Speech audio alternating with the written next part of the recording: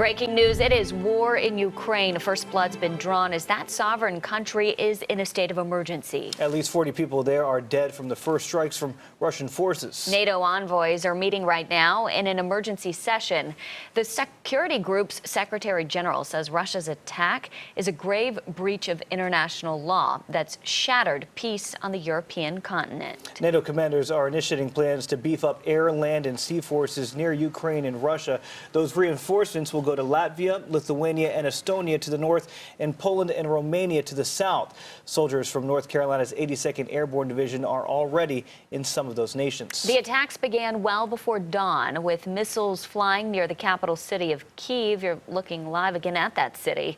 The attacks are spreading throughout the country, with Russian forces attacking from three sides.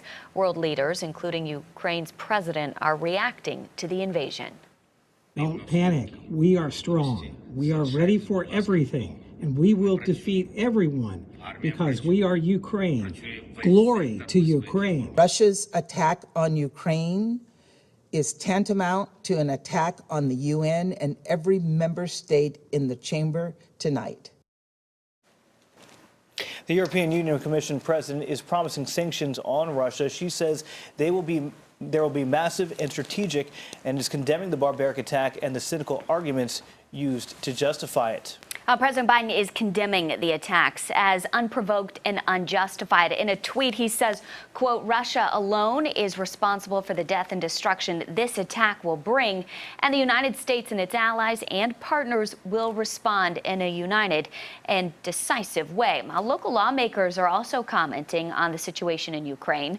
North Carolina Senator Tom Tillis, in a tweet, is asking for support for Ukraine financially and with military assistance. He says, we must severely punish Putin's regime for starting a war and spilling innocent blood.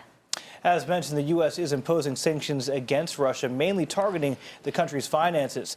Sanctions are policies in which a country places a penalty or limitations on a state, which will hopefully change current behaviors. Experts suggest that the sanctions the U.S. is placing on Russia will have little to no effect and are similar to the 2014 sanctions. Europe started to import more gas and natural gas from Russia. It's very difficult to say what impact the sanctions that were currently placed will have at all, given the fact that Russia has increased its use of that Europe has increased their consumption of Russian natural gas since 2015. These sanctions will limit the ability of two key Russian banks and 5 Russian leaders to do business internationally. World leaders are warning more sanctions will be placed on Russia.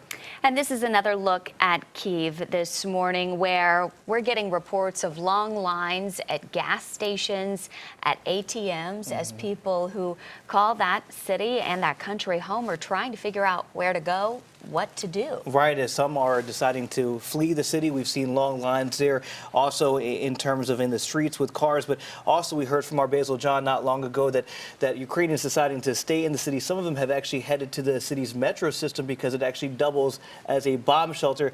We know there were missile strikes earlier this morning as many Ukrainians woke up to the sound of violence. And we know the invasion is having an impact on the global markets. The Russian stock market down 34%, Dow futures, when we last checked in with Jane King, down about 800 points. Again, the bell opens in about 2.5 hours. So investors are trying to figure out how they'll react to this news. And our